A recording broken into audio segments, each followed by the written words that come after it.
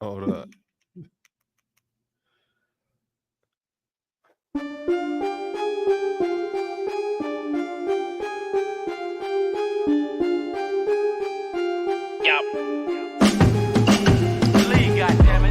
I only love it with some passion.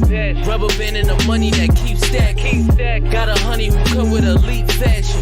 She too fine, I tell her that thing magic. You ain't a hustler, you broke, well that seems tragic. Gotta catch in the field like deep passes. I tell her plug if it's sticky, then please bag it. I need the best cause I grew up beneath madness. Need a Matt Burgundy Mercy. Jewelry so heavy it might hurt me. Smoking extra kill, that extra seal. Whoa. Buffalo money need extra bills. Till I'm eating so much I got a breakfast deal. I put moms on vacay with Bob Marley. Yo, what is up? It's your boy Sterls for the girls. And it's Tuesday night. I got my dog in here, all bro Poe. And we gonna chop it up tonight right here on the Buffalo Rumblings Vic Has feed. We're gonna do the damn thing, man. It's Tuesday. And first, before we talk anything Buffalo Bills, okay, as you can see here, I'm representing my dogs, University of Michigan. They went down and beat up on them boys from Alabama in the Rose Bowl, and they plan for a national title. I don't know if you watched the games last night, but I watched the Alabama Michigan one. I didn't watch that one. So all I got to say is, as excited I was for the Bills beating the Patriots, and as excited as I am for the Bills to get the number 2 seed this weekend, I am that much more excited about the Wolverines playing in the Natty on Monday night, man. Yeah, I had no dog in. I had no dog in that fight. I just wanted Alabama to play a good game because I wanted everybody to stop whining about the FSU thing because FSU would have got dog walked by both those teams. So yeah, I mean FSU got stomped by Georgia 63-3, which was the biggest spread, biggest margin of loss for a team in a bowl game. I mean that right there I'll say without their opt-outs, or like if their opt-outs were playing, they would have got smacked by Alabama or Michigan, in my opinion. I just don't think their backup quarterback's not doing anything against either of those defenses. So I was happy with the game yesterday. Nah, they were depleted everything. But speaking of Michigan though, hey man, they were saying Michigan can't beat Bama because Nick Saban, and it just all the hyperbole, man. And them boys went out there and took care of business. And so, it's just rare that one of the teams that I like win, right? Like I had the Nuggets last year, which is fantastic. This year, hopefully we can add the Bills to that, but maybe Michigan can kind of get it done. So we'll see, man. But I'm definitely pumped up about it. And I'm doing a lot better too. Health wise, it's been a rough 2 weeks, man. My voice and stuff is still kind of it's getting there. I got enough in the tank. I went to work today in the office. I got enough in the tank to get this show done tonight, man. I couldn't not come on here and talk to you tonight. So it's been a minute. So it's been a minute. We had to run on with Justice last week, and then I was gonna run some of your intentional groundings, but I didn't know how to do anything yet on the background stuff. But no, it was good. It was good. Now you know how to do it now, right? Yeah. It's pretty easy, man. Button here, button there. I was in here before the one with me and Justin, just pressing buttons, see what yeah. You got to get in there and press around, see what works. But nonetheless, man, the Buffalo Bills defeated the New England Patriots, man, and it's got me pumped, bro. It's got me pumped, man. Like the opportunity that this team has lying before them this Sunday night against the Miami Dolphins. And the funny thing about the whole thing is you're already seeing the excuses from the Dolphins. Oh, we got all these injuries. It's just nonstop, bro. They're already starting. What have you seen this stuff on the Twitterverse yet? I have, and I'm saying I'm sorry, man. I'm sorry you guys are dealing with the injury bug. That's I'm not gonna sit here and dog them for whatever they got going on, because if we win, I really don't give a damn about them. We're not going to see them at all in the playoffs, in my opinion. So I think they'd be on the opposite side of the bracket if I'm correct. But yeah, I just want to win. don't really care about the excuses. I just want to win. Yeah, and listen, this game will be played in Miami, which I'm glad it's not played in Buffalo, because I feel like the offense needs to get in rhythm, particularly in the passing game. So being in Miami in January is a great thing. What's the weather gonna be like? You're 70, down there a lot. 70 degrees, 70 sunny. high, I think, or 75 high, and then a low of like 65 ish at night. So it should be just right. Oh yeah, and that the stadium's gonna be filled with Bills fans because no Dolphins fans don't really show up to them games like that. So the Bills are gonna dominate the crowd. I mean, we're gonna take over that stadium. So I'm really expecting a dub here. But before we kind of dive into why we think the Dolphins are gonna lose, let's talk about this Patriots game, man, because I didn't get a chance to chat with you about it. I felt like the team was flat offensively again, and it's concerning. And it's not one of those where I'm a pile on Gabe Davis, but I'm a pile on everybody. The protection scheme was not where it needed to be. Josh Allen was not sharp at all. I mean, I can point to, after watching the all 22, I can point to every wide receiver on the squad with a missed opportunity just from a route running perspective, which disrupts timing and rhythm for that offense. And what were your, I don't know if you've seen the all 22, but what were just your takeaways from Sunday's matchup?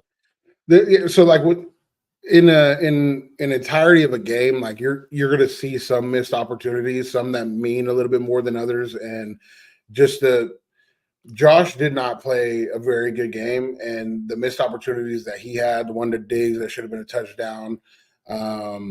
We got the ball inside the 20 because of our defensive turnovers, or inside the 25 at least, like 3 times in the first, and we ended up with 2 field goals and a touchdown. And but it should have been a much bigger game than it was, like as far as scoring, and they probably should have been out in the third.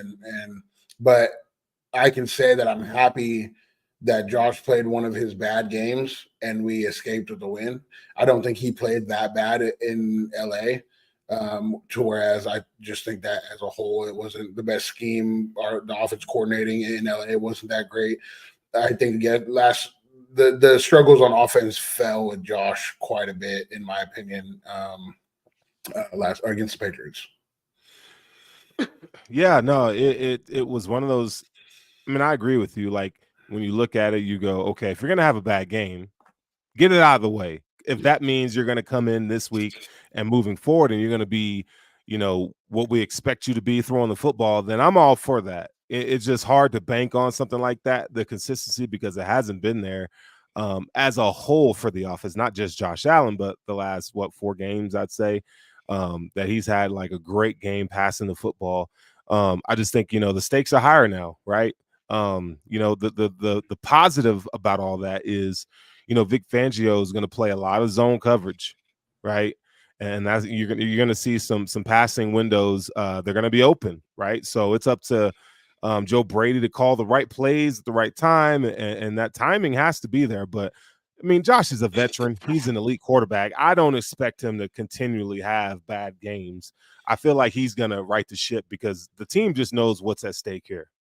Yeah, and that last game, other than the one D ball that he had that ended up getting intercepted, and that ball felt like he was trying to fit something to Diggs because he had missed Diggs prior, and so I'm better like this. It reminded me of the Jets game, but without the extra 3 picks, and so we were able to win those games.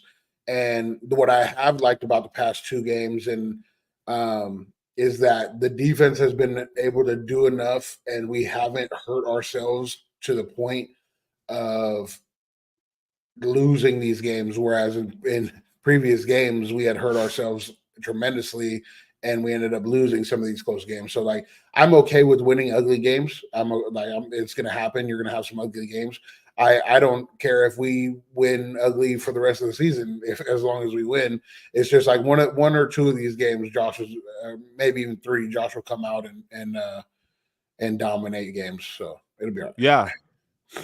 So speaking of high stakes, so as of where everything stands right now, the Bills are currently 95% chance to make the playoffs. Now there are 2 games that we're all going to be watching. Okay, so and it's funny how the schedule kind of plays out this weekend, because you got the Steelers and the Ravens.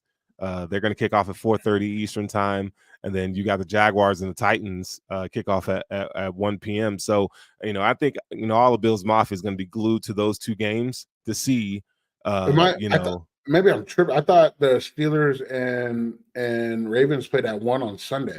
Saturday. Ravens Steelers play at 4:30 on Saturday, and then the Jaguars Titans play at on Sunday. 1 on Sunday. Okay. Yeah. So I had the days mixed up there. So dude, if there's a game that there's not a bigger game for the Bills this season as of right now. This is it. Like, you got an opportunity to, if you're Josh Allen, you got an opportunity to put yourself, your legacy is at stake.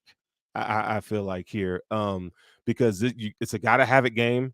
We talk about Josh as being one of the elite quarterbacks in the league, and I understand to a degree what he's done against the Dolphins and always kind of having the number. But man, like, we can't just overlook the magnitude of this game coming up, dude.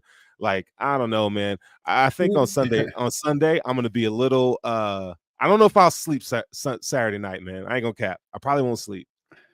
Well, me, the magnitude of every game that we've just played the last 3 or 4 since Kansas City has been the exact same, right? You lose and you don't get in the playoffs. So, like, I'm not one to, our backs have been up against the wall for the last 4 weeks, and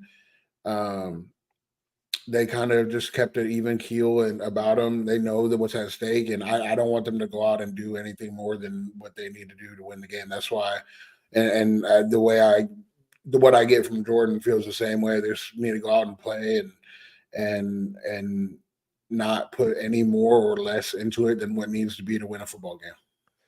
Man, let's talk about that defense, man. Mama P is in the house too, and she says this. She says it's nice to see, even when the offense is struggling, defense keep them in the game, and I don't want it to be a habit. Nah, Mama P's right. Like, the defense, for all the shit that was said about McDermott and this defense, they've kind of figured it out, man. Namely, I mean, anytime we see Rasul Douglas when he talks, who does he always mention first? Micah and Jordan. And that's a testament to the leadership that those guys have, man. First impressions of the defense. I mean, they kind of stole the show on Sunday against the Patriots with 4 turnovers. Yeah, and I'll speak on Rasul more because I have so much respect for Rasul and how he affects a locker room just in that aspect of it. Regardless, Rasul, and I don't know if anybody watched Jordan's mic'd up. Rasul is the type of person, and he's exactly like Trey was when he first got here.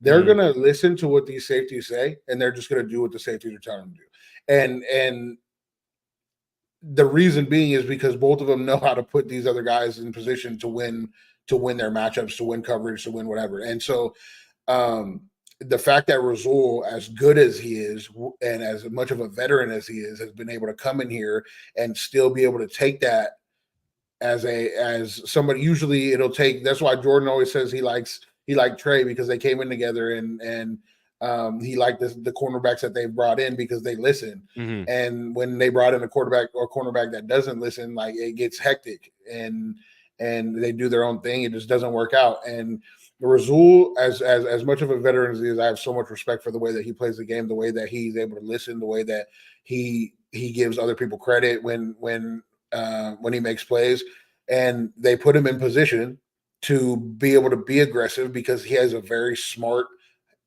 He's a very smart player. He's able to read the throws. That interception that he had for a pick 6, that ball, he's not looking at the receiver at all. He's looking directly at the quarterback, and the quarterback was getting ready to throw, and the receiver was just not ready for it. And that's something you don't see very often. Yeah, he sensed the pressure and broke on the ball, and I think sorry to cut you off there, but like, I feel like that kind of play has rubbed off on Christian Benford as well. Yeah. And Christian, I've told you this, Christian has the same mentality. But previous in the year, when Jordan, and I told you this off of when Jordan and Micah tell Christian something, All right, and he's right back. That's how he is, bro. All right, let's get it. Like that's like everybody on this defensive backfield, it's including Terran, as smart as he is too, is all on the same page. And when you see that, it's a beautiful sight. Man, when we talk about Rasul, and you and I have discussed this on and offline that before Rasul was here, we felt like Christian Benford was our best cornerback. Yeah. He was playing better than Trey White, in our opinion.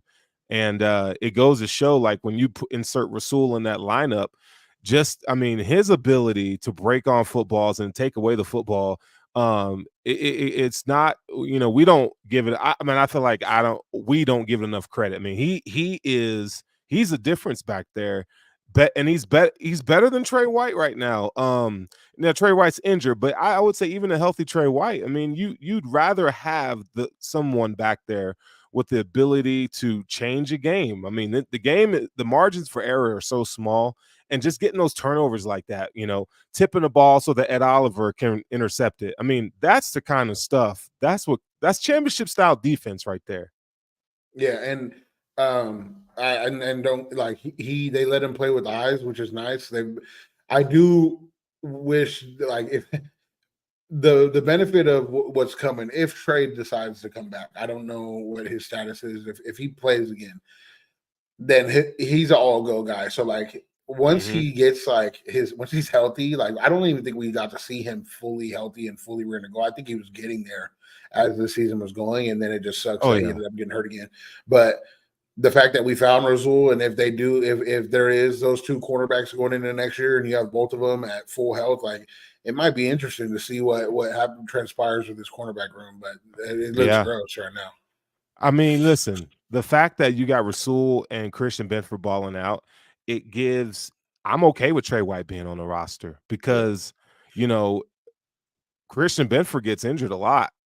So if, they can work something out with Trey and he can get back to full strength, maybe they'll buy him some time. I mean, he's only 27, 28 years old. Mm-hmm. And so he's got some time. I mean, it's not, the book isn't closed, but he doesn't have to be rushed back with these guys. Yeah, he can just and then once you get back, get some series in here and there, and like, it doesn't have to be nothing crazy. Now, if he ends up going a different way, or the team ends up going a different way, all right, so be it. You got guys here, but he doesn't have to be rushed back if you do want to keep a guy like Trey here.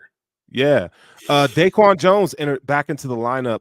This has been a player who's been injured since week 5 from London with a torn pectoral injury. He was back. And one of the things that I noticed, man, the impact that he already had on the game, it feels like he never left. He was two-gapping. He was disruptive in the snaps that he got. And, I think before the game, I was kind of worried. It's like, man, how much can we really rely or expect him to have an impact in this game just because he hasn't played in weeks? You don't know how he's really feeling from that injury, right? Because you don't know if the team rushing him back or if he's trying to rush back just because he wants to play. But man, all the concerns were wiped away when you first saw him out there. And the thing that I noticed the most is that it freed Ed Oliver up to go one-on-one with a guard or a center. And I'm telling you, man, that's a dub every single time, man. It was beautiful to see. And that's a problem for these guys coming up. Tua don't want people in his face. And those two inside against the backup center and a backup guard is not going to be a good pickings for Miami. So those two being back, Puna getting snaps, which crazy enough has elevated nice. Tim Settl's play. I think he feels a little bit of pressure where he hadn't before, with Puna never getting in the lineup. Mm-hmm. Tim Settle has played better because of that, in my opinion. You just sometimes during the playoffs you may get Jordan Phillips. So I mean, we're getting healthy, and people are starting to, strap it up and play and get comfortable with where they're playing. And seeing DQ back was nice, even though he was on a pitch count. It'll be nice to see how he plays going forward and what kind of snaps both Puna and Tim get in his absence, like if he's taking a break or whatnot. Speaking of pitch count, it was kind of funny to see Von Miller on the inactive list. I didn't, it's something that we've kind of talked about, how, he's really not contributing much to the team just because he's coming back from injury. But the team decided, you know what, AJ is back, so we're gonna just put him on the shelf. And it's crazy because you hear Eric Washington talk, and they talk about how what Von does, you don't get to see on the stat sheet, all the cliche stuff. But when rubber meets the road, you say all that, and then you put him inactive. What were your thoughts on Von being inactive for this game? I'll kind of mix a little of what I know, a little bit with what I think as well. And so, Vaughn, they in my from what I've heard, they wanted to give him a break during a game where they were going to run the football a large portion of the plays, and so they were going to give him a break and let him sit and get rested for the Miami game coming up. So, I also know that we were announcing the defense this year or this game. And part of me thinks, and this is not what I know, this is just my opinion, that part of me thinks that they just didn't want to announce him. And so a game against the Patriots where they're not going to throw the ball, you don't want to deal with that and the boos and that he might have gotten. In my opinion, he'll probably be active for that Dolphins game. Yeah, I mean, listen, if he can come out there and contribute, give me 2 good pass rush reps at least. Like, come on, you know what I'm saying? Like that's worth it to me. He was getting to the point in the last few games where he was getting like good rushes and getting hurries. He just hasn't been able to finish a sack, which is probably what he needs to get going. But I mean, it's the power. Yeah. He doesn't have that power yet. That leg power, and his speed is just not there to where he could turn a corner like that. But I do think that he'll be able to turn it up I think at some point he'll be able to turn it up, and we'll probably forget if he gets a couple sacks here and there in the playoffs. We'll probably forget that he was struggling all season. Yeah, no, it'd be nice to see, man. I think the Dolphins, they're gonna have their hands full when it comes to this Bills pass rush, this defensive line, and truthfully so. I mean, I feel like the defensive line has been pretty good all season. Like in past years, we would talk about we hoped for the defensive line to live up to its potential, but I feel like they've done that. Just the play of Ed Oliver, Rousseau is like every other game where he's gonna, he always shows up in terms of his run fits and stuff like that. But he needs to step up a little bit from a pass rush perspective. And then Leonard Floyd has been consistent all year, I feel like. So, that's one side where you can control the trenches. On the flip side, now in terms of Gruden, I'm pretty sure he's hurt. I'm pretty sure his ankle you think so? is bugging him. He's able to play, but I think it's just been a lingering ankle issue, which is why pass rushing is not his strength right now. More so run fits, which he's always. He's long. He's always been good at. So, man, I hope if you're gonna sit somebody to get him right, man. I would have wished it was Rousseau this past game, but I understand why. But yeah, if he's injured, man, I know he's been battling that ankle. I just don't know the severity of it. I just hope he's better for the playoffs, man. Yeah, I mean, when you get to the playoffs and like as much as like it's been like you can say it's been the playoffs these last few games, like you still have to play the games after if you lose these last few games, right? So like no matter what, even if you lose, you're still gonna have to play the games after this. Once you get into the playoffs and it's no matter what, if you lose a game, you're done. You're going home. Those games, like people really don't give a damn about their bodies and shit. So we'll see. Hey, I do not. You got a fan here, bro. You know what I'm saying? Like they're trying to check your location, dog. I do not still live in that story. I don't know. Maybe when I turn like 65 or something, that's a place to retire at. Hey, shout out to Bills fan 96 checking on all bro Poe on that thing, boy. Oh man. All right. So one of the things that really frustrated the hell out of me this weekend or on Sunday was the pass protection, man.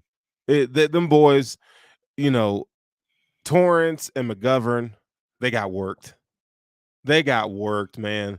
And I think that attributed a little bit to some of the pass game inaccuracies, but man, did you notice Christian Barmore and them boys just eating Lawrence Guy, eating their lunch, bro? It was pretty bad. I mean, they didn't play the guards in particular probably didn't play their best game, but I also know that D line, even without Judon, or I don't even know if Judon's still there, but even No, without Judon's Judon, injured. like they're still a good, really good D line. That's why they've even been in games against good teams down the stretch, like the Denver Broncos game. Like that D line eats, and the linebacker course pretty solid over there. So I understand. It's just interesting that from week to week, like their focus is so different. Sometimes we focus on like, and they have to change up their focus. Like we ran the ball 28 times to Cook in the game where he broke off for 170. Yeah, against the Cowboys. And so now the whole line's going into that game like, all right, we're run blocking, you know what I mean? And then you get into this game, you're probably thinking you're going to run the ball again, and it changes up, and now you're pass blocking a little bit more than you wanted to because the game's close. And it's just interesting. It's interesting to see when they struggle and when they're playing well, and what the correlation is between games. Yeah, it felt like during this game, they had a trouble with power, and we know Barmore, guy, those guys are strong at the point of attack. McGovern in and of himself he's a better pass blocker than he is, in run fits and stuff like that. But he, at the point of attack, man, he had no answer for Christian Barmore in a couple reps. And Barmore has been really good. So, but still, those are the kind of things where you got to have the protection right. The pass game in and of itself is poetry in motion. You got to have a lot of the things go right for you. It starts at the offensive line. So, I mean, Aaron Kromer has done a phenomenal job this season. I do expect it to be better this week. Again, because you're not seeing Chubb, you're not seeing Phillips, right? Which those guys line up on the outside, but you got Christian Wilkins, who has been pretty good as well. Brandon Seiler, those guys. So they're gonna have their tests, but I just think that if the Bills can kind of focus on attacking the edge of the defense, get Van Ginkel out of position, run right at Van Ginkel, and I think the Bills are going to be able to run the ball this weekend. What do you think? I mean, I'd hope so. And that's what opens up. Like, if we haven't been able to run the ball in that Patriots game, and then we ran it well late in the Chargers game, and that's part of like the protection, right? So if you're not running the ball well on first down, they get to pin their ears back, and now your guards are a step behind. And it'll be interesting to see how they come out, how this team comes out. I do think that the Patriots were going to let Josh run, and they were trying to do everything in their power to only let Josh run in like the most needed points of that game. Yeah. and if they would have let him run more, I feel like he would probably went for 150, because I don't think they were spying him much at all. I think that Belichick went in and was like, okay, if you want to beat us with your legs, you're going to have to beat us with your legs, type of thing. And it made the guards struggle a little bit. But it was Josh interesting to see how much man they played. They play a lot of man coverage, man. I was surprised. I mean, we knew that Bill was going to throw some man in there, because that's what he likes to do against the Bills and a lot of other teams. They play a lot of man. But, man, you just feel like, Josh Allen, like, dude, he going to eat you up, like, on the ground. But, I feel like the Bills should have scored 40 points. I mean, this game should not have been close. And I'm not even tripping about the style points necessarily. It comes down to the opportunities when you get takeaways in plus territory, man. You got to finish those drives with touchdowns, right? Yeah. Plus inside the 25 3 times. Yeah, and we scored 13 points, and like 13 points is good. We're scoring. We're not turning the ball back over or anything like that. But like, I would like 2 touchdowns on 3 turnovers inside the 25. Oh yeah. Yeah, they know that. They got to clean that mess up, bro. But the Bills have been pretty good in the red zone all season long. So again, this is one of those games where they may have been caught looking forward to the Dolphins game, which the Dolphins, they got their ass whooped by the Ravens, and I did not expect an outcome like that. 56 points, bro. You let the Ravens put up 56 on you. Golly. The problem that's always been for the Dolphins, and like the interesting thing is when you look at the Dolphins and Cowboys game, their problems are exactly the same. When you get down by quite a bit, and you're forced to throw the ball on timing. And that's what Tua and Dak like. They like to be on time, on target. And when you're not allowed to do that because your 3 tech and your ends are pinning their ears back because you have the lead, it's very difficult. Now it's very difficult to hit those timings on time, on target with Tua. So like that, I consider the Cowboys and the Dolphins in that similar category of how they like to play the games. And throw the 49ers in there too. I mean, they got a better offensive line, but and better defense. But like, no, and that's just how I look at those two. And so like I can always see the Dolphins getting blown out. If you get a lead on the Dolphins, it's very hard for the Dolphins to come back and win that game. Man, the Dolphins, bro, they got so much going on right now. No Chubb. Tua went out with a shoulder. Now he's saying he's gonna be fine. Yeah, Xavier Howard, the same as Josh's. Yeah, Xavier Howard with a foot injury got carted off. Like it ain't looking good for them boys, man. It ain't looking good. So they don't have Connor Williams. They don't have their starting guard either. Connor Williams, right? And now you're gonna have to try out Kader Kohu on Stephon Diggs, or they're gonna put him in the slot. That's the question of the week, right? Or so then if they do that, then you got Eli Apple with Diggs. I think this is gonna be a get right game for and Daryl. Thank you for mentioning that. Waddle and Hill. Both Hill is dealing with an ankle. Waddle, I'm not sure what his injury is, but those guys are banged up. So, man, you talk about the recipe at the right time. And also the defense that they're not going to want to play right now is the defense that the Bills trot out there. You're not 3rd and 6. You're not getting that over the top ball that you want to get all the time. That stuff is not happening. You're gonna have to go ahead and take that underneath route. You're gonna get hit. Yeah, I know you don't want to get hit. You're hurting right now. You're struggling. You're not getting those over the top. That's a no-fly zone back there. So you're gonna have to be on time, on target, trot up the field with injuries that you got, and it's gonna be tough for them. If our offense can get going and be the offense that it could be, I mean, it's going to be a close game, which the Bills are always going to be at the end of the games. Or the Bills are going to blow out the Dolphins. I don't see it any other way. You know what I think too? I think the reason it's like, why do the Bills have all these like close games, man, is because I still think the NFL views them as the top dog.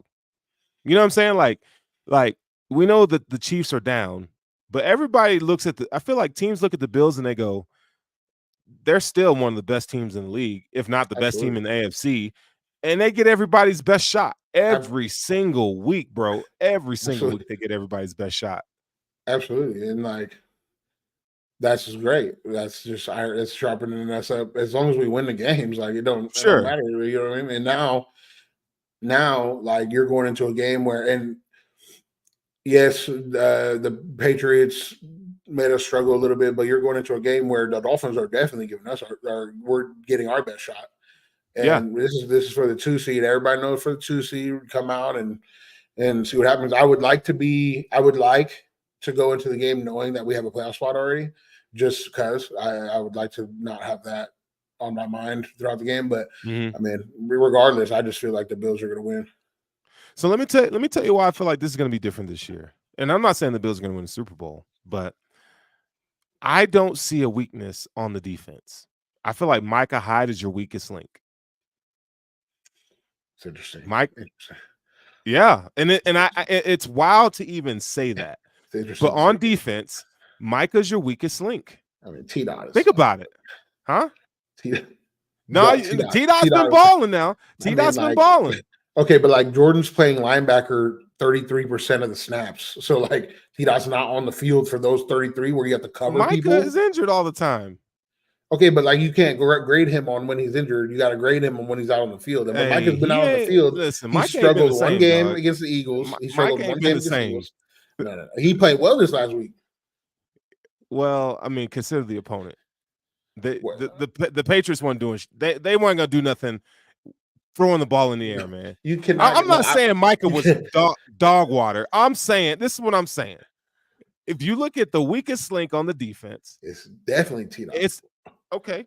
It's got to either be between Tyrell Dodson or Micah Hyde. Tell me I'm wrong there. Well, like I'm always No, riding with no, Micah no, because right, I'm right, right, always right. riding with Micah because Micah doesn't come out of the field. You're taking T Dot out for 33% of the snaps because he can't. They don't want him to cover. So you're putting our 190-pound strong safety at linebacker on 3rd and 5s and longer, so he can cover, which is Look, Jordan's doing a lot. Jordan's doing a lot back there. That's all I'm gonna say. You know, watching all 22, I look at Micah and I go, he's the weakest link on the defense, man. And that's a good thing. To me, that's a good thing just because you have the strength you of the get to, team is the secondary, for one. You laugh, but you know I'm but right. because you get to pick Micah plays or T Dot plays. Who you picking? Right now, T-Dot. Oh, do not. Oh, oh my god, that's a lie, and you know it. Look. That is a lie. That is a lie, and you know it. Everybody in this damn chat right now knows that if you had to choose between Micah Hyde and T Dot being on the field, you're picking Mike. Hey, you know, sometimes I gotta come in here and stir the pot a little bit.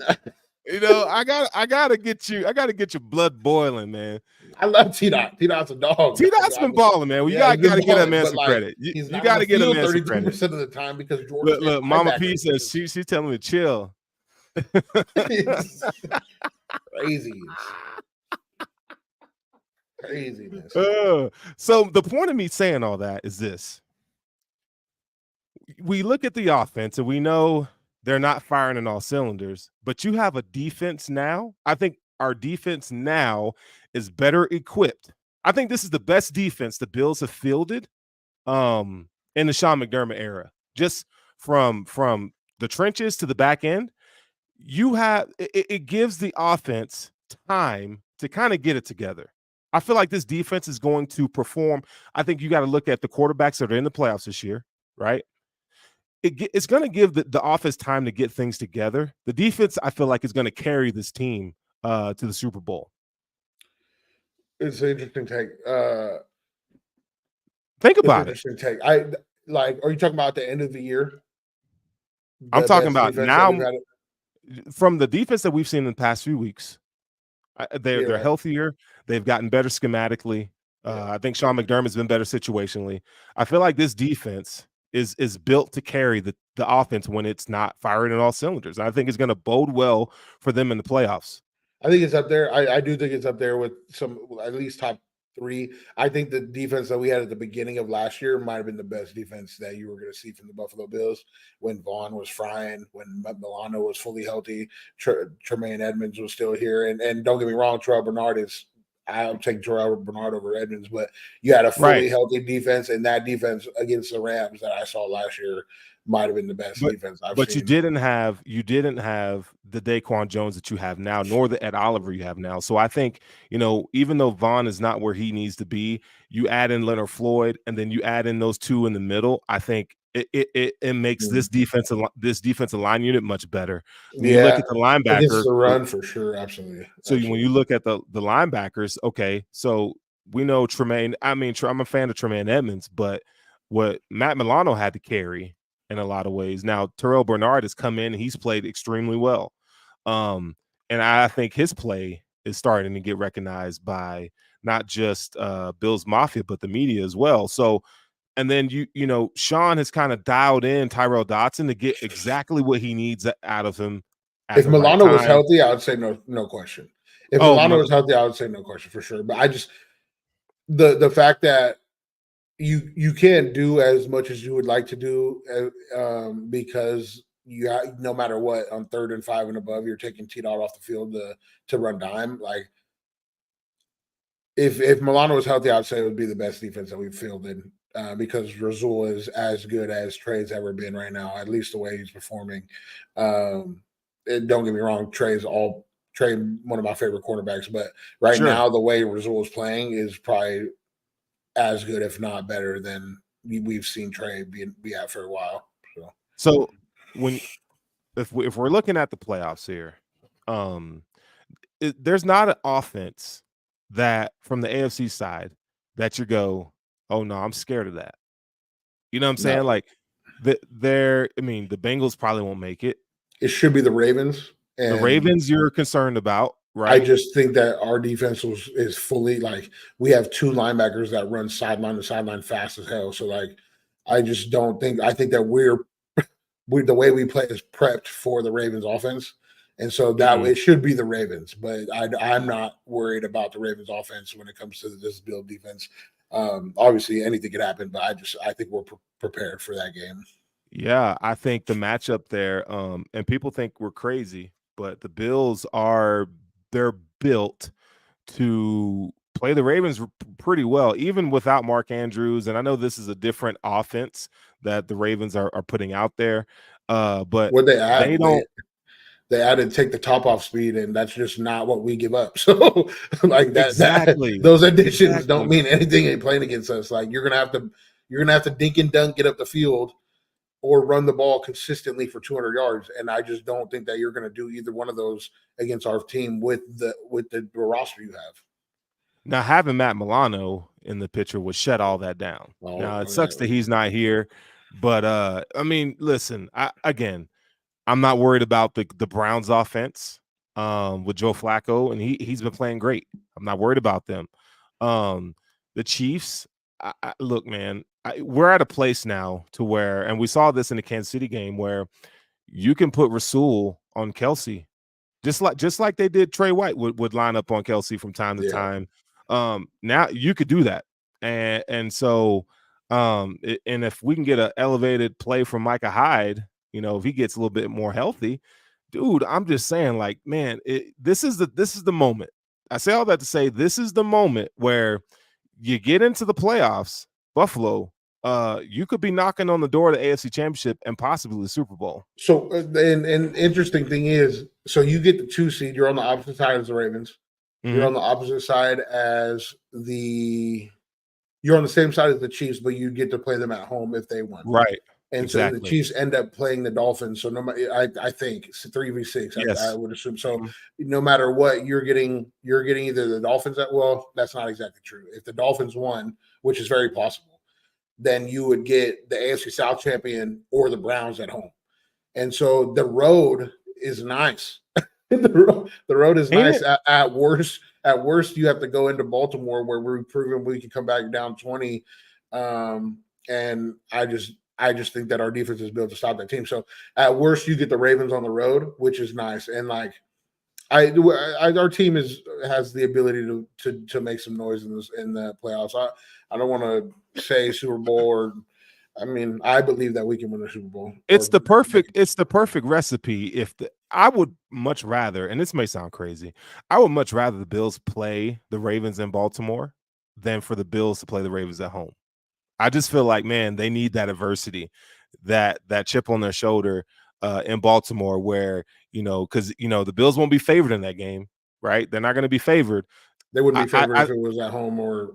I think they might be favored if it was in Buffalo.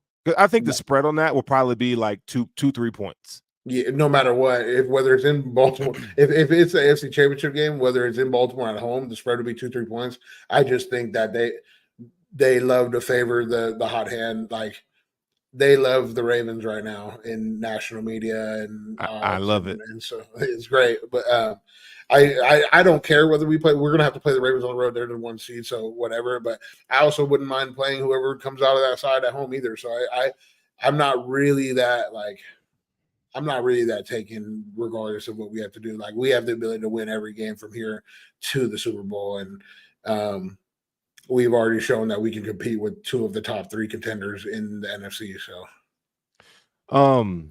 So how you feeling about this? Lamar Jackson's pretty much sewn up the MVP race.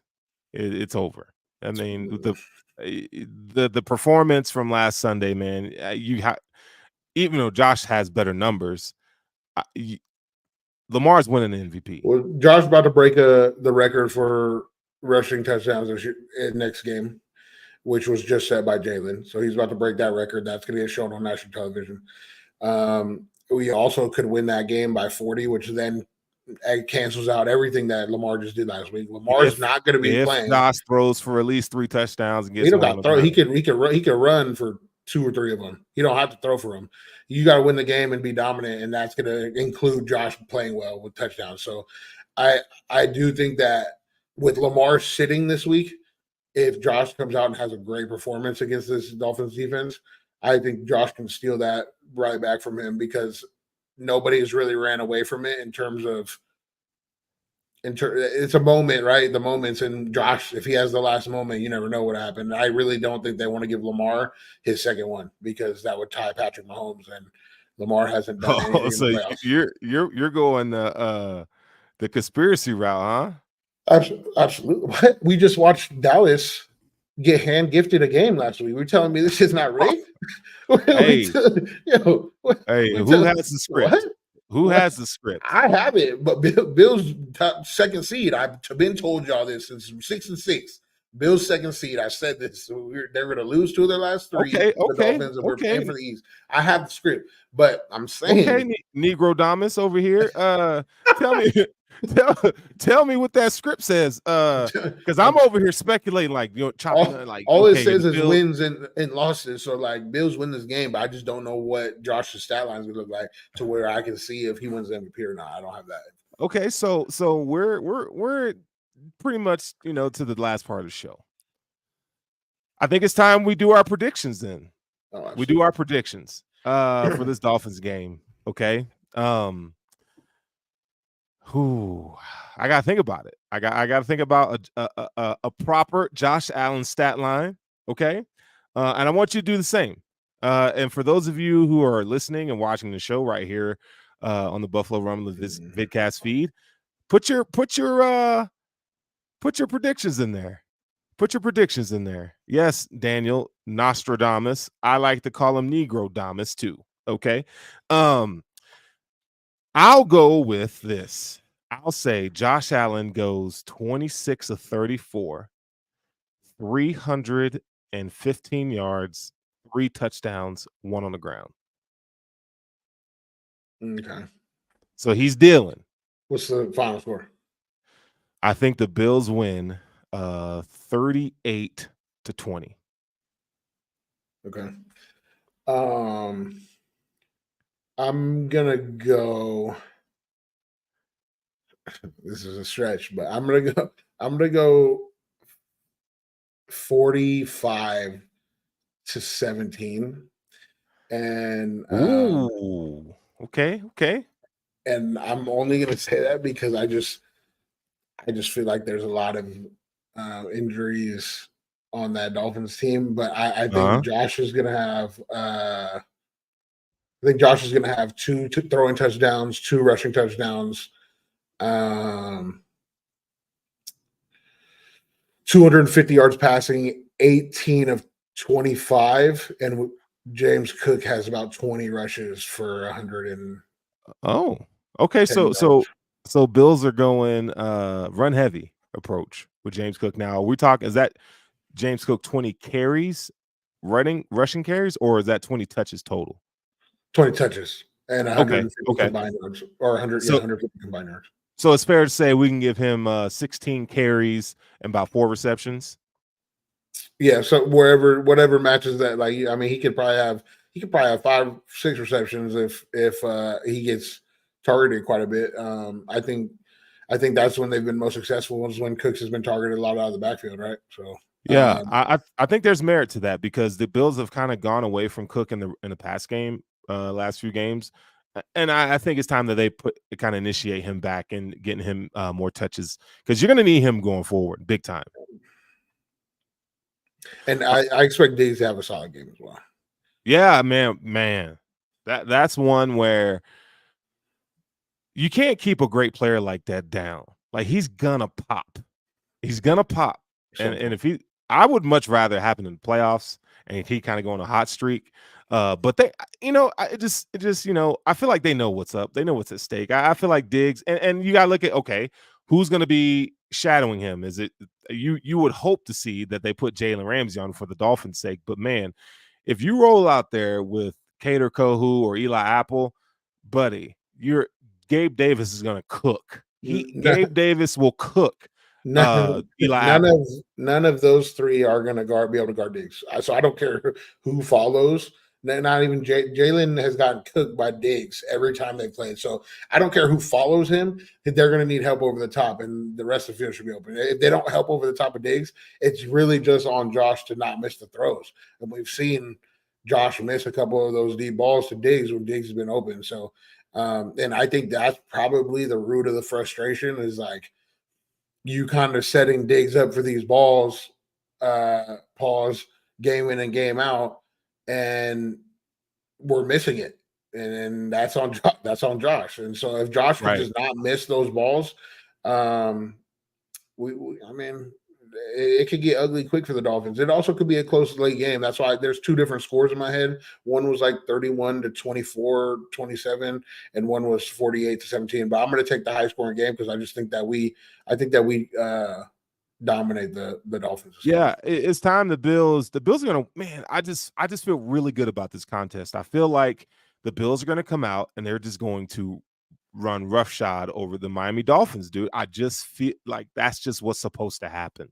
They're going to come out playoff style and they're going to destroy these guys. That's what's going to happen, man. I wouldn't argue a Dolphins fan if they said it was going to be close. I fully believe that Josh loves playing against the Dolphins. It's for the big dog. Josh hasn't had one of them crazy games in a few games. Right. It's about time, you know what I mean?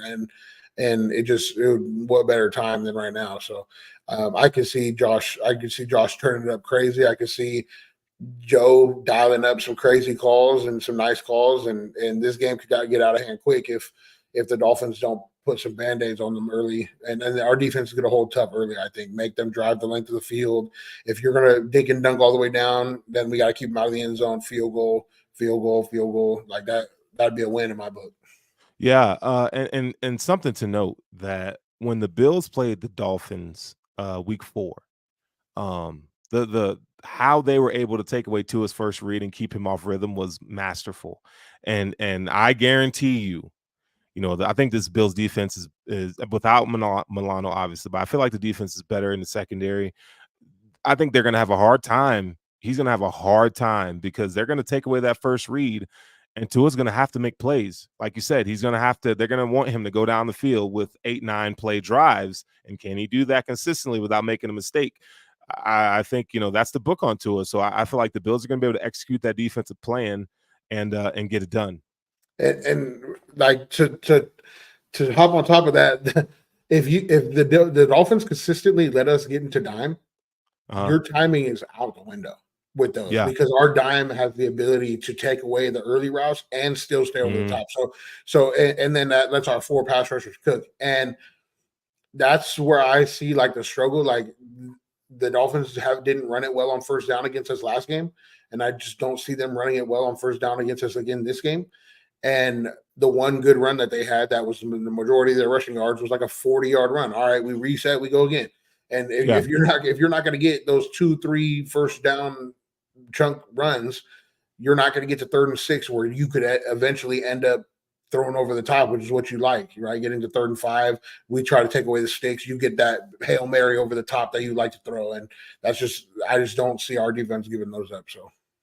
Yeah, and I don't know if Raheem Mostert is going to be playing. We're going to have to kind of monitor and watch the injury report from him. But Devon Achane, he will be suited up, and I think he had 100 yards rushing this past week, but it really didn't matter. And the Dolphins ran the ball pretty well against the Bills in week 4. It just didn't matter. The game was already out of hand. And the majority of it came on like a chunk plays, right? Chunk play. It wasn't like And that's the problem with this Dolphins offense. They live and die on chunk plays, and when you take those away, they have a hard time, going up the field consistently and putting points on the board. So, 2 offensive linemen are injured for them. I just think that it's a bad recipe for the Dolphins, even though they're playing at home, which is going to be a Bills home field advantage, if you ask me. I just think the Bills are going to come out victorious in this game. I don't think it's going to be close. And they're going to capture the number 2 seed. How crazy is that? You know, where we were standing maybe 5-6 weeks ago when the You're Bills. asking the wrong person. I mean, for maybe not you because you got the script, but for all the rest of Bills Mafia, myself included, you know, hey, you were tied down with the script. Okay. If we ended up falling, I was falling with that mug. Oh, here we go. Here we go. But I'm calling. Hey, if there's bets out there for Jordan getting 2 picks, those are coming this week. So so we're going hard on the Jordan with 2 Jordan's picks. getting 2 and Micah getting 1, and they're ending this year the same way they started their first year with each getting a pick. That's what I'm calling. Okay, right so 2 for Jordan. Why can't Micah get 2? Because there's only 3 total in the game, and so 2 for Jordan, one for Micah. Okay. So we put we betting on that or what? What's going on there? I mean, I'm saying if there's a parlay out there for 2 for Jordan, go ahead and put that down. I'm going to look at DraftKings and see. Tua's going to try to throw that little post route to Waddle that's picked. He's going to try to throw a late little crossing route to the tight end picked. Those are the 2 picks that is going to happen. Is what have you? How's Jordan feeling going into this week, man? What's his mindset? Jordan is the same. Every week, win or lose, he is all right. Another week, let's go. He's ready. He doesn't get up too high, he doesn't get too low. He kind of stays even, which is not like what it used to be. Like he used to dwell on the lows a little bit more. That's just what his personality was. And this year, he's never too high, never too low. Yeah.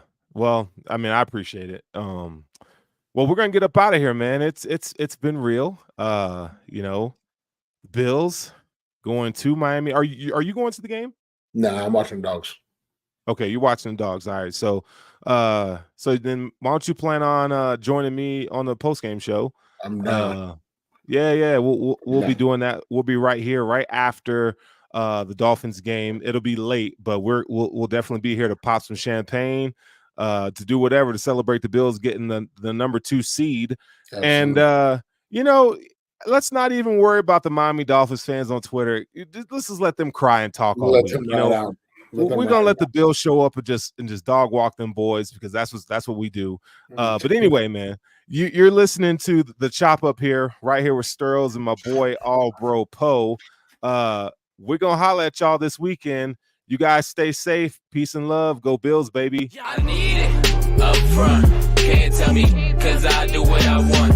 Self-made everything, you know we gon' stun. You know that we eat and it's looking like lunch. So I tell them that I need it up front. Can't tell me, cause I do what I want. Self-made everything, you know we gon' stun. You know that we eat and it's looking like lunch. So I tell them that I need it. Everything around my whole team, though. You ain't getting money, you niggas ain't never seen, though. Tell me where the cash at, I tell you where the stash at. I've been getting to it so long, been having flashbacks.